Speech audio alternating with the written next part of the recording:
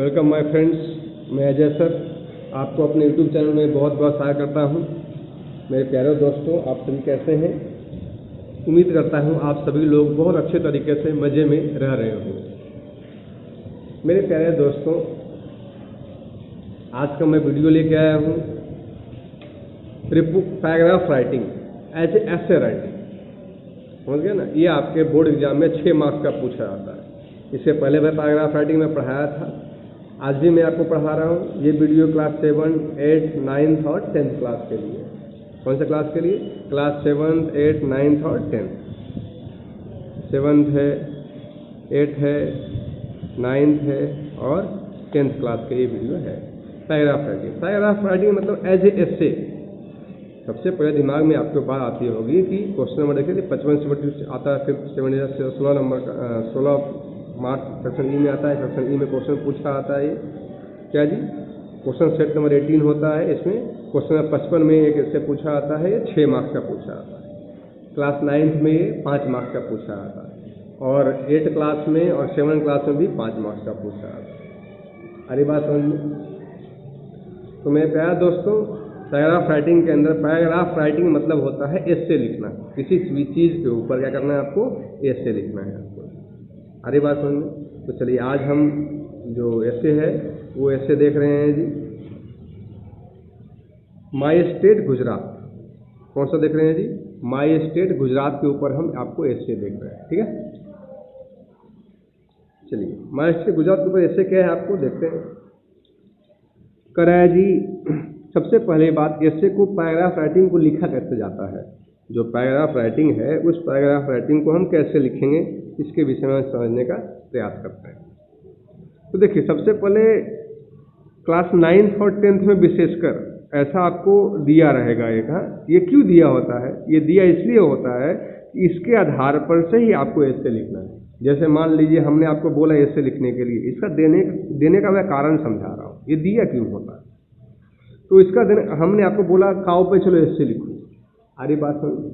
तो एग्जामिनर जो होता है, क्वेश्चन देने वाला जो होता है, वो क्या चाहता है आपसे, किस तरह के वाक्य, किस तरह के सेंटेंस को चाहता है, वो पहले बताएगा कि हमको गाय के ऐसे लिखा था, गाय के 4 पैर होते हैं, 2 सींग होते हैं, एक पूंछ होता है, एक मुंह होता है, काला पीला हरा होता है। ये तो शुरू से अंत तक तो यही पढ़ना है। क्लास कक्षा 2 में पढ़ रहे हो तो भी यही पढ़ना है, 3 में, 4 में, 5 में, 6 में, 7 में, 8 में, 9 में, 10 में, सब में यही पढ़ना। तो डिफरेंस क्या होगा, है ना? और एग्जामिनर्स को जब कॉपी मिलेगी, एग्जामिनर्स को जब कॉपी चेक करने के लिए मिलेगी, तो उसमें एक आंसर शीट होगा। अब वो आंसर शीट पे ऐसे कुछ और लिखा होगा और आपने आंसर कुछ और लिखा होगा, तो एग्जामिनर चेक कैसे करेगा? तो इसलिए ये पॉइंट दिए गए होते हैं कि आपको आलतू फालतू चीज़ें नहीं लिखना है एग्जाम के अंदर। जो ये पॉइंट दिया गया है, इस पॉइंट से रिलेटेड ही शब्द ही आपको एग्जाम में लिखना है। ऐसे राइटिंग, इसको ऐसे राइटिंग बोलिए। छोटे बच्चों में ऐसे राइटिंग कहा जाता है। थोड़ा सा बड़े होते हैं तो पैराग्राफ लिखा जाता है। पैराग्राफ मतलब थोड़ा सा बड़ा, पैराग्राफ बाय पैराग्राफ बांट बांट के लिखा जाता है। अरे बात समझ में? चलिए पहले पॉइंट को समझ लेते हैं। माय स्टेट गुजरात में, situated in western India. Point क्या बोल रहा है? सिचुएटेड मतलब अवस्थित होना। मैं बोलते जा रहा हूँ, स्पेलिंग को आप पढ़ के आप अपने कॉपी में लिखते जाएंगे। सिचुएटेड मतलब अवस्थित होना। मैं पहले स्पेलिंग समझा दे रहा हूँ आपको, ठीक है? इन वेस्टर्न, वेस्टर्न मतलब क्या होता है जी? पश्चिम में। पूरा पश्चिम, ईस्ट वेस्ट नॉर्थ साउथ पढ़ते हो ना? वेस्टर्न मतलब पश्चिम में। अपनी कॉपी में आप, अब यहाँ का मेरे पास जगह नहीं कि मैं स्पेलिंग लिखूँ, मैं आपको बोल दे रहा हूँ, अपने कॉपी में आपको समझ में ना आया तो स्पेलिंग लिखते जाइए।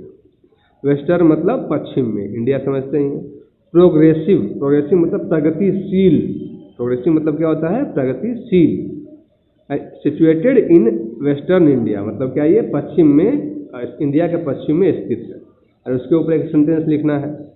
प्रोग्रेसिव स्टेट मतलब विकासशील। प्रोग्रेसिव मतलब क्या होता है? विकासशील, विकास कर रहा है, किया नहीं कर रहा है। तो प्रोग्रेसिव स्टेट मतलब होता है राज्य। फिर इंडस्ट्रीज मतलब उद्योग धंधा, उद्योग के बारे में लिखना है। सिटीज, शहर के बारे में कैसा है उसके बारे में लिखना है। रिवर प्रोजेक्ट्स, बहुत सारे रिवर प्रोजेक्ट्स हैं जी, जैसे नर्मदा नदी का प्रोजेक्ट है, ताप्ती नदी का प्रोजेक्ट है, डैम बना हुआ है ना, बिजली योजना नर्मदा नदी पे है, ताप्ती नदी पे काकरा पार है, ये सब पढ़े हैं आप? ताप्ती उकाई बांध, उकाई डैम, वही बोल रहा है कि रिवर पे कौन से प्रोजेक्ट चल रहे हैं वो है। माउंटेन्स, पहाड़ यहाँ कौन कौन से हैं। टेम्पल्स, मंदिर कौन कौन से हैं। गिर सेक्रेटरी, जो अभयारण्य है, जहाँ पर अभयारण्य क्या होता है, तो जहाँ पर पशुओं को रखा आता है बड़े से क्षेत्र में। चिड़ियाघर हुआ छोटा, चिड़ियाघर होता है वो छोटा होता है, जो सेक्रेटरी होता है वो क्या होता है जी, वो बहुत बड़ा होता है। इट्स पीपुल, यहाँ के लोग। फ्रीडम फाइटर, यहाँ का जो भारत को स्वतंत्रता कराने में कौन कौन से लोग, इनका योगदान क्या रहा उनका। फिर रिच कल्चर हेरिटेज, रिच मतलब अमीर, कल्चर मतलब रिच मतलब अमीर होता है, लेकिन यहाँ पर हुआ भरा पूरा, भरा रहना। कल्चर्स हेरिटेज मतलब सांस्कृतिक जो रीति रिवाज है, यहाँ सांस्कृतिक कार्यक्रम है वो कैसे भरा पड़ा हुआ है जी, इसके बारे में बताना है। मैं आपको पढ़ते जाऊंगा, इसका स्पेलिंग बताते जाऊंगा, ठीक है। पढ़ते हैं अब। इन रिसेंट ईयर, रिसेंट मतलब हाल में। In recent year Gujarat has made A tremendous progress in different fields, ठीक है, मेरे साथ साथ आप पढ़ना है। In the recent year Gujarat has made A tremendous progress in different fields. Recent year मतलब हाल के सालों में, गुजरात पता है आपको, मेड मतलब बना, ट्रेमेंडियस मतलब बहुत अच्छा कह सकते हैं, एकाएक प्रगति करने वाला, विस्मरणीय ये आप कह सकते हैं जी। प्रोग्रेस मतलब प्रगति, डिफरेंट मतलब अलग अलग, फील्ड मतलब क्षेत्रों में। तो कह रहा है in the recent year Gujarat has made a tremendous progress in different fields. हाल के दिनों में गुजरात क्या किया है जी, ट्रेमेंडियस मतलब बहुत अत्यधिक मात्रा में प्रोग्रेस किया है अलग अलग फील्डों में, जैसे विज्ञान के क्षेत्र में, एग्रीकल्चर के क्षेत्र में, कृषि के क्षेत्र में, साइंस के क्षेत्र में, आपको बिजली के क्षेत्र में, पनबिजली के क्षेत्र में, सड़क के क्षेत्र में, पेड़ पौधे उगाने के क्षेत्र में, यानी कई तरहों से क्या किया है जी, बहुत प्रगति किया है। इसका मतलब समझ गए आप। Second line, the Sardar Sarovar project, Sardar Sarovar नाम है, प्रोजेक्ट मतलब project has help the waters of the Narmada to reach far off areas in Gujarat. The Sardar Sarovar project, जो सरदार सरोवर बांध है उसके ऊपर जो पनबिजली का जो प्रोजेक्ट बना हुआ है, हेल्प मतलब मदद करता है, द वाटर्स मतलब पानी, ऑफ द नर्मदा, नर्मदा का जो पानी है वो, टू रिच फॉर, रिच मतलब पहुंचना, रिच मतलब पहुंचना, फार ऑफ मतलब दूर दराज के क्षेत्रों में, फार ऑफ मतलब दूर दराज, एरियाज मतलब क्षेत्र, इन गुजरात, गुजरात क्या होगा जी, the Sardar Sarovar project has help the waters of the Narmada to reach far off areas in the Gujarat. Sardar Sarovar project का जो पानी है जी, नर्मदा नदी का जो पानी है उसके माध्यम से गुजरात के बहुत सारे एरिया में क्या हो रहा है जी, पहुंच रहा है, पहुंचाया जा रहा है। अब कैसे पहुंचा जा रहा है, तो डैम बना करके, उसमें नहर खोद करके, उसको जिसको ज़रूरत है उनको लोगों को पहुंचाया जा रहा है। एज ए रिजल्ट, इसका परिणाम क्या हुआ, रिजल्ट मीन्स परिणाम, there is a considerable decrease in water security, क्या है, स्कार्सिटी करा जी। एज ए रिजल्ट, इसमें क्या हुआ जी, there is a considerable decrease, decrease means घटना, कंसिडरेबल मतलब उसको ध्यान करने योग्य, कंसिडर लेना उसको, इन वाटर स्केर्सिटी करा जी। वाटर जो पानी बहुत ज़्यादा मात्रा में हो जाता है, या पानी का बहाव हो गया, या पानी के आलतू फालतू खर्चे हो गए, या पानी कभी मिलता है कभी नहीं मिलता है, ऐसे चीज़ों में क्या जी, इसका रिजल्ट क्या हुआ कि डिक्रीज, घटा है जी। वाटरफॉल बहुत बरसात आया तो बहुत ज़्यादा दह गया, या पूरे के पूरे गांव दह गए, तो उससे नदियों पे हम बांध बना देते हैं, तो बांध बनाने से क्या होता है, उससे पानी को हम रोक के रखते हैं, उससे बिजली पैदा करते हैं, ऐसा हुआ है। Building of a check dam, building of a check dam मतलब डैम के ऊपर बिल्डिंग बनाना, डैम बनाना, नदी के ऊपर डैम बनाना, has also helps farmer to store rain water for irrigation. Irrigation मतलब होता है उसको पटावन के लिए जो पानी होता है वो। करा है जी, बिल्डिंग ऑफ चेक डैम्स, जो डैम के ऊपर बिल्डिंग बना करके, हैज ऑल्सो हेल्प मतलब मदद करना, ऑल्सो मतलब भी, farmers to store rain water, farmer क्या कर रहे हैं जी, रेन वाटर, फार्मर के रेन वाटर स्टोर करके जी, इरिगेशन के लिए मतलब उसको वर्षा जल को स्टोर करते हैं, और वर्षा जल को स्टोर करने के बाद उसके लिए पानी रखते हैं ताकि जब पानी का आपूर्ति हो जाए तो नहरों के माध्यम से पानी उनको पहुंचाया जाए। सिंचाई, इरिगेशन में सिंचाई। Farmers have been give electricity, farmers have been given electricity, farmer को बिजली दिया गया था जी एट लोअर रेट, खेती करने के लिए कम पैसा में किसानों का क्या आता है जी, लोअर रेट के लिए कम दरों पर बिजली दी जाती है जी।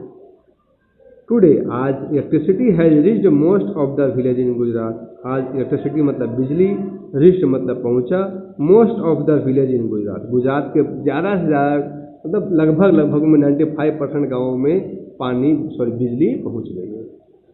Gujarat is perhaps the only state who use solar energy to light up the village, Gujarat perhaps में वस्तुतः द ओनली स्टेट, एकमात्र ऐसा राज्य है to use solar energy, solar energy मतलब सौर ऊर्जा, सोलर एनर्जी मतलब सौर, देखते हैं सौर ऊर्जा को जी, सौर ऊर्जा सौर प्लेट रखते हैं उसमें से हम बिजली पैदा करते हैं।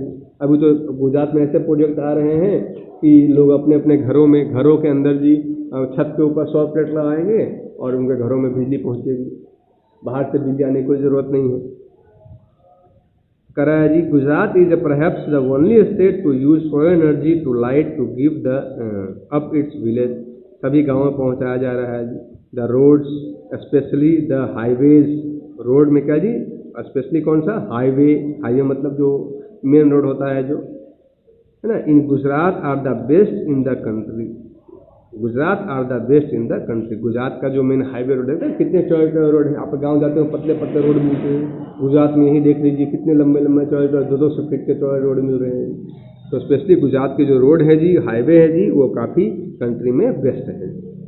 Gujarat has made a significant progress, significant मतलब विस्मरणीय प्रगति, मतलब ध्यान देने वाला प्रगति, ऐसा नहीं आप प्रगति कर रहे हैं तो ऐसा प्रगति नहीं, बहुत ज़्यादा मात्रा में, विस्मरणीय मात्रा में।